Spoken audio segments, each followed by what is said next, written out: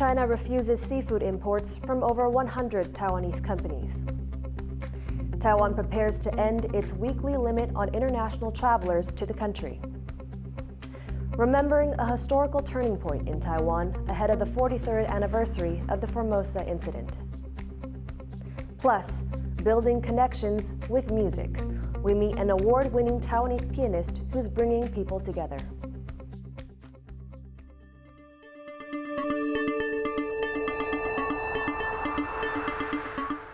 A warm welcome to TaiwanPlus News. I'm Erika Liu.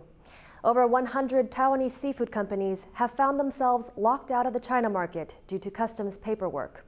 Taiwan has threatened to take the matter to the WTO. As John Van Trieste reports, it's exporters' latest challenge after Beijing banned some Taiwan fish earlier in the year. For fishermen like these, China is an important source of income. But access to the Chinese market isn't guaranteed.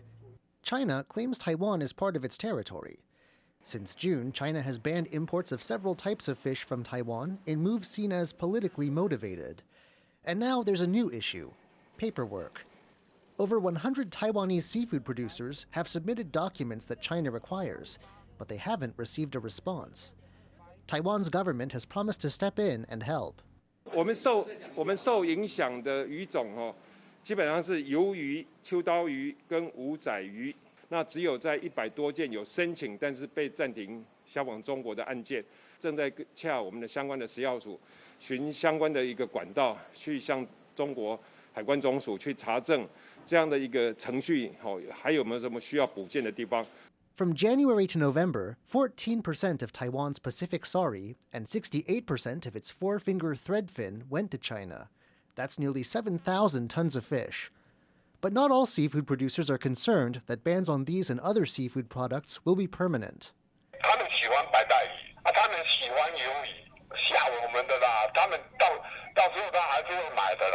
Taiwan's top China policymaker, the Mainland Affairs Council, says it won't speculate about whether China is using the customs issue as a pretext to add pressure on Taiwan. But it has issued a protest, showing that the seafood issue in Taiwan-China ties isn't going away anytime soon. Eason Pan and John Van Trieste for TaiwanPlus. The United States House of Representatives has overwhelmingly backed a bill that would give Taiwan $10 billion in security assistance. The U.S. House backed the 2023 National Defense Authorization Act by 350 votes to 80. The bill will now move to a vote in the Senate. If signed into law, Taiwan would receive $2 billion in security grants for the next 5 years. Other measures include authorizing a regional stockpile of weapons for Taiwan in the event of conflict. A letter from Foxconn founder Terry Guo played a large part in persuading China to begin relaxing its strict COVID-19 rules. That's according to the Wall Street Journal, which cited sources familiar with the situation. The Taiwanese business mogul reportedly sent the letter to Chinese officials as unrest over pandemic restrictions broke out at Foxconn's iPhone factory in central China's Henan province. The report says Guo wrote that Chinese zero-COVID approach would impact its position in global supply chains. He is also said to have called for more transparency about restrictions on Foxconn's workers. China used the letter as justification to speed up its relaxation of COVID controls, the Wall Street Journal says. Guo's office has strongly denied the details of the report. Taiwan is preparing to remove the limit on international arrivals on Saturday. This comes as the country continues to ease its COVID-19 restrictions and in the lead up to the Winter and Lunar New Year holidays. It's hoped the moves will help revive the Taiwanese tourism industry. Jaime Okan has this report. This is Taoyuan International Airport. It's the largest airport in Taiwan, where the country is getting ready to lift the cap on weekly international arrivals. It's all part of a plan of the country to reopen to the rest of the world after more than 2 years of strict COVID restrictions. The easing of restrictions takes effect on Saturday. It comes just 2 months after Taiwan lifted the quarantine requirements for inbound travelers. Taiwan was one of the last countries to enforce rigorous COVID-19 border restrictions and has been very cautious in allowing more travelers in. Since 2020, international arrivals have mostly faced a mandatory quarantine period of 2 weeks, and regulations such as this have had an impact. Recent statistics show that in October, over 170,000 people left the country to travel, but only about 90,000 travelers were coming in. Now that COVID restrictions are easing, Taiwan is focusing on ways to revitalize its hard-hit tourism industry, but some transportation officials remain conservative in their outlook. They say even with fewer restrictions, it could still take some time for travel numbers to return to pre-pandemic levels.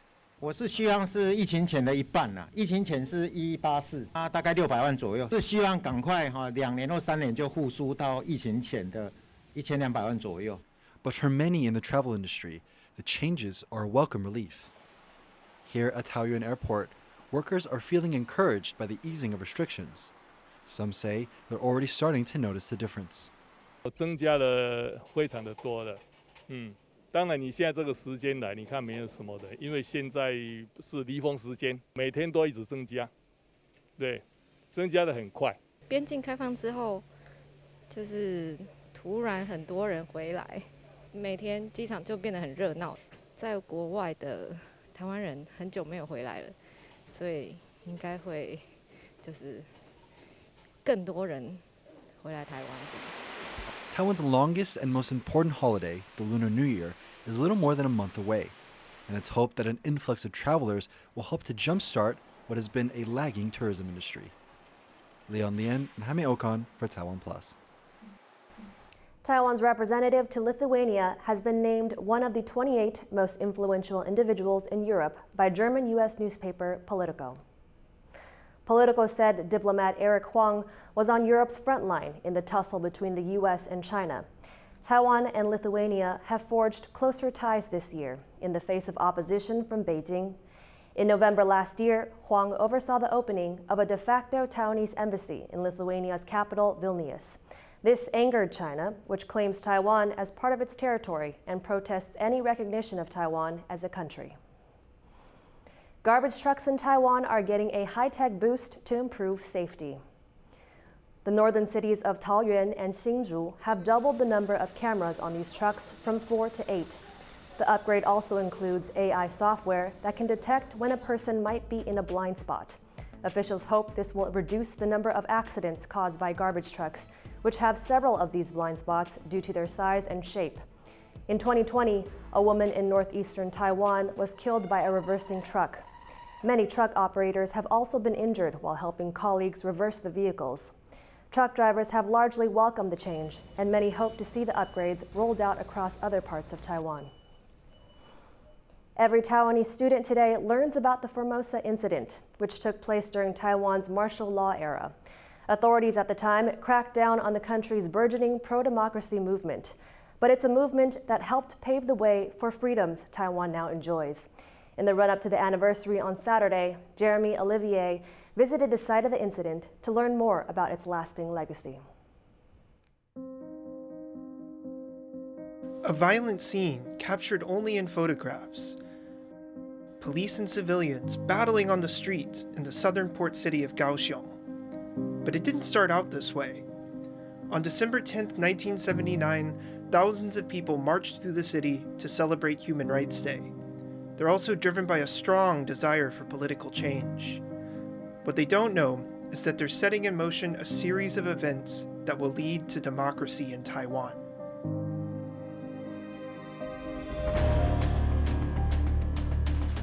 The demonstration begins as a peaceful one, but it's met with state violence. Military police in full riot gear intercept the marchers. They toss tear gas into the crowds and beat them back. But then as we came back almost to the 1 block away from the headquarters, there was this group of about 30 riot police, but they had electric batons. So I have this rather vivid image of them with their electric cattle prods.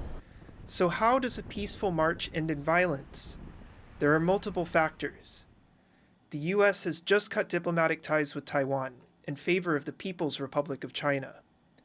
President Jiang Jingguo has just suspended all elections.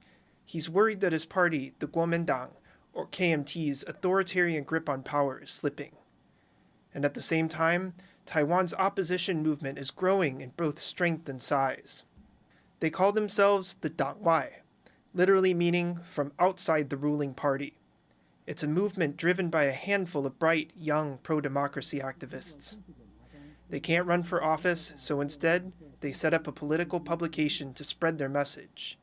They call it Formosa Magazine. 事实上，他们就是想组一个新的党，但是我们知道说，在蒋介石到蒋经国的时代，阻挡的这个企图是不被允许的啊，是被禁止的。所以他们就想透过办一个杂志来做那个真正阻挡的事情。Many of the magazine's founders go on to become the first leaders of what is now Taiwan's ruling party, the Democratic Progressive Party. They include a cabinet official, Chen Ju, former Vice President Annette Lu, and former lawmakers Shi Mingde and Yao Jiawen. By the time of the December 10th protest, Formosa Magazine is selling upwards of 100,000 copies for each issue. This rattles the KMT, which sees the Dangwai and its publication as a serious challenge to their rule. The government begins to crack down. It was pretty much to the point that if the KMT renewed the elections, the opposition was on a roll.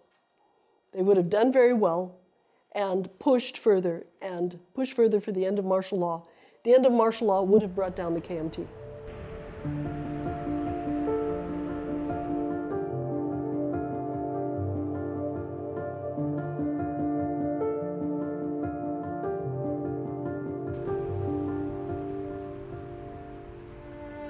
This is where most of the action that night took place.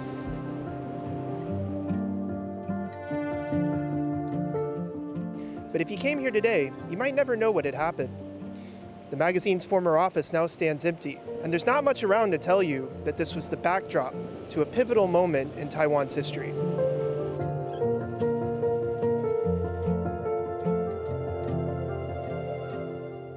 Today, a powerful reminder of the Formosa Incident is on display about 350 kilometers away at the Jingmei Human Rights Memorial Park in New Taipei. This is where the Kaohsiung 8, the 6 men and 2 women who were charged with inciting the unrest, were tried and sentenced to prison. It also contains the cells where the 8 were detained. The park and its facilities are a testament to how much Taiwan's pro-democracy activists sacrificed to achieve their goals, and how effective their struggle would be. 美丽岛事件其实它对台湾的影响，其实来自于说，民主这个东西，它有一些基本的价值，是你必须不能妥协，你不能放弃的。At that time, it was very traumatic.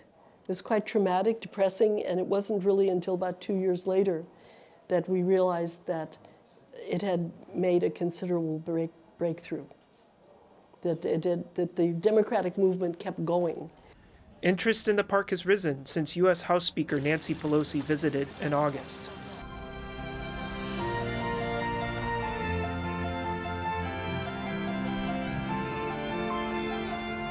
While the memorial recalls a dark part of Taiwan's history, it also stands as a symbol of hope, a defining image of the country's fight for its democracy.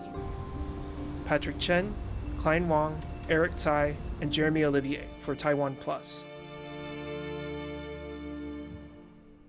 Coming up, we visit northeastern Taiwan, where memories of forestry during the country's Japanese colonial era are kept alive at a new visitor attraction. Stay tuned.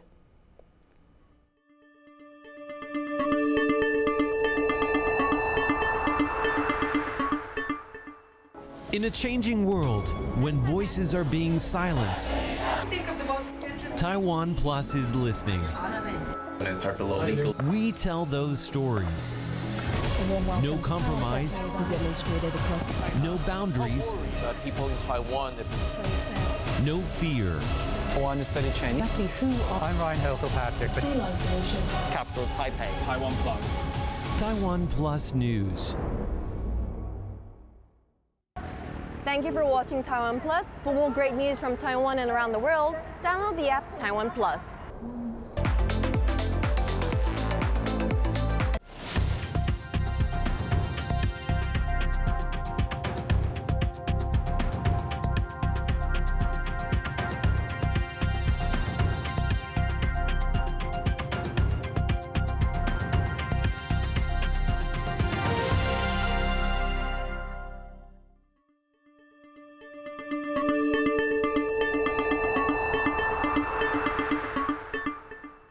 Welcome back. You're watching TaiwanPlus News. China's President Xi Jinping has heralded a new era in ties with Saudi Arabia on a state trip to the country. Xi and Saudi King Salman signed a series of strategic deals valued at around $30 billion. That's according to Saudi state media. One deal involves Chinese tech giant Huawei. The company has been helping to build 5G networks in the Gulf region, despite the U.S. saying there are security concerns over Huawei's technology. Xi's trip comes as U.S. relations with its ally Saudi Arabia are at a low point. Washington has said Xi's trip is an example of Chinese attempts to exert influence around the world. Saudi Arabia and the United Arab Emirates said they led mediation efforts that saw American basketball star Brittany Griner released from Russian detention. Griner had been held since February after cannabis oil was found in her luggage. In August, she was sentenced to 9 years in a Russian prison. Griner left the country on Thursday as part of a prisoner swap. In exchange, the U.S. returned convicted Russian arms dealer Victor Bout. Saudi Arabia and the UAE said their mediation efforts demonstrated their friendship with both Russia and the United States. But the White House says the swap was negotiated directly between the U.S. and Russia, with no mediation involved. New Zealand's Prime Minister Jacinda Ardern says China has become more confident and forceful during her time in office. Look, I think if I stand back and look at the region as a whole and some of the changes that we've seen within our region, you do see a more assertive China. And look, there'll be a whole host of reasons for that. Their integration into the regional economy, the growth of China, the growth of its middle class. There'll be a whole range of reasons, but you have also seen a more assertive approach on a number of different issues and relationships. During Ardern's 5 years as New Zealand's leader, Beijing has pushed for closer relations with several countries in the Pacific region. That includes the Solomon Islands, which cut diplomatic ties with Taiwan in 2019 and signed a security pact with China earlier this year. On Thursday, Ardern rejected concerns that New Zealand has been absent from regional politics. She says her country has been consistent in the way it manages its diplomatic relationships. Engineers in Japan have invented a spider-like robot that can inspect narrow sewage pipes. It's part of a project that tackles some of the country's aging infrastructure while using robots to tackle labor shortage issues. Jaime Yokan has more. This is Speedy 1. The spider-like robot weighs less than 4 kilograms and is only 25 centimeters in width. It was developed in Japan and is designed to fit in the smallest of places. SPD-1 はですね、下水道を調査するロボットとして開発しております。主にですね、今、車輪型のロボットが使われているんですけども、車輪型だとですね、行けない場所であったりとか、調査しづらい場所があったりするので、それを解決するために、客式というところで今、開発を進めております。Much of Japan's infrastructure, like roads, tunnels, and sewage pipes, were built in the 1970s. There are concerns that the government may not be able to carefully inspect every site, so engineers are turning to robots. 耐用年数が50年近い形でなんですけども、それにも近い下水道管でもたくさん出てきています。そういったものを検査していく中で、圧倒的にもう人手が不足していてですね、まだまだ検査できてないっていう下水道管も増えてきまして、そういった問題を解決するために、今の技術だとなかなかできないところもあるということを伺いまして、新たなロボットというのを開発進めております。Speedy 1 has 8 legs, making it easy for the robot to navigate its way through pipes. It also has a built-in 360-degree camera, so the technicians can better control its movement. 現在ですね、この SPD-1 の方は、検査目的の機能としていろいろと開発を進めているところですが、将来的にはですね、検査だけではなくて、簡単な修理といったそういった人が手を下すっていうところもワークロードの方が代わりにできればと思っております。This invention could give Japan a leg up on repairing its infrastructure or an extra 8. Isan Pan and Jaime Okan for TaiwanPlus. Google has published Taiwan's most searched words or terms for 2022. 1922, the hotline number of Taiwan's Center for Disease Control, took the top spot. This was followed by Ukraine, earthquake, pandemic, and World Cup. 3 of Taiwan's top 10 most searched words this year were related to COVID-19. Music has the power to connect people from all around the world. Award-winning Taiwanese pianist Rueibin Chen wants to use this power to help build a bridge between East and West. Erika Liu has this story.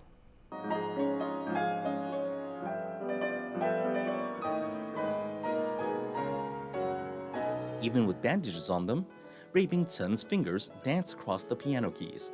From light, soft notes to pounding forte ones, his music echoes in the ears. Chen was born in Taiwan. When he was just 13 years old, he moved to Austria alone after he became the youngest student ever accepted by the prestigious Vienna Conservatory. He won a total of 18 medals in various international piano competitions, including 5 gold medals before reaching 20 years of age. However, becoming an internationally acclaimed pianist came with a price. 我没有预测到了，就结果我一去的时候呢，那个就变成10年没有见到他们了。In the 1980s, Taiwanese musicians did not have much international visibility or much support from home. In fact, being from Taiwan brought its own challenges. 我几次进东欧表演，或者是我在肖邦比赛得特别奖的时候，那个护照上面还盖着说不能进共产国家耶。Sun made a name for himself while overcoming decades of challenges, and now he's back in Taiwan to perform 2 recitals. For the shows, he chose the works of composers Erika Korngold and Zhang Wenye, who also left their hometowns to pursue their dreams. Sun feels a deep connection with these 2 composers and is happy to share a common language with them, music. He hopes that through music, he can help build bridges between Eastern and Western cultures. 我一直很想扮演这个角色，东西方也好，或者是在华人之间，即便两岸之间啊、师弟之间啊，我都很想扮演这样的一个角色，用音乐去做一个更好的沟通。Zhang Wenye was a Taiwanese composer who was active mainly in Japan. He often took inspiration for his works from the scenery and culture of his homeland of Taiwan. 不管是在亚洲也好，或者是在白人地区，让他们了解当时的亚洲是什么样的一个情况，只有透过音乐，不是只有文字记载而已。Erika Korngold was an Austrian-born Jewish American and one of the most influential composers in Hollywood history. Rueibin Chen's repertoire combines Korngold and Zhang's work, bringing the audience different styles of composition, all full of wonder. But that's not his only goal with his music. 对我来讲，我回到台湾，我并不是说只是来表演一次，然后我就离开了，而是说我希望有更多的连结，就不是只有跟台湾的听众的连结而已，而是说能够把台湾人更好的这些东西，属于台湾的东西，然后来带到海外去，然后跟全世界的所有这些主流啦、单位也好啦、观众也好，让他们去透过音乐，然后多去认识台湾。Music is a universal language, and Sun's mastery of it means that his audience is sure to get the message. Kama Xu, Maggie May, and Erika Liu for TaiwanPlus.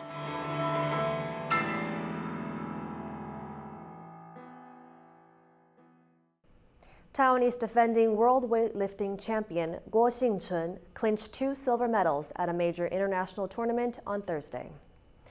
Guo, an Olympic gold medalist, holds the world record in her class. She was competing in the women's under 59 kilogram division at the International Weightlifting Federation World Championships in Colombia. But she lost out to Colombia's Yeni Alvarez, who claimed the gold. The event was 29-year-old Guo's first international competition of the year. There's a new attraction at the Luodong Forestry Culture Park in northeastern Taiwan. A restored train maintenance shed dating back to the Japanese colonial era is now open to the public. Charlie Storer has more. Logging time.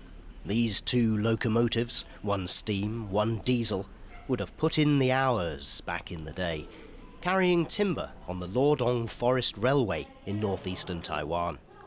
That railway dates back to the early 1900s, when Taiwan was ruled by Japan. And this hall, a former train maintenance shed, has been renovated and reopened as a new attraction at the Luodong Forestry Culture Park in Yilan County. It's been carefully restored according to its original architecture. That includes the trusses of camphor wood holding up the sloped roof. 我们并不是为了修复而修复，我们其实有先进行相关的一个文史调研，调研之后，透过考究它的建筑形式，我们会尽量来做保留。 At the opening of the Forest Railway Exhibition Hall on December 5th, the local Lanyang Impression Orchestra played music intended to mimic a train moving at speed and the blast of its whistle. The Lordong Forest Railway shut down in 1979, though a short section has reopened for tourism.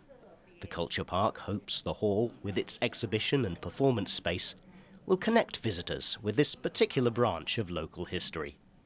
Andy Xue and Charlie Storer for TaiwanPlus. Thank you for watching TaiwanPlus News. Remember to download the TaiwanPlus app for more stories from Taiwan and around the world. Finally, we leave you with images of a 91 meters tall Ferris wheel in Brazil's Sao Paulo, the largest in Latin America. I'm Erika Liu. Take care and see you next time.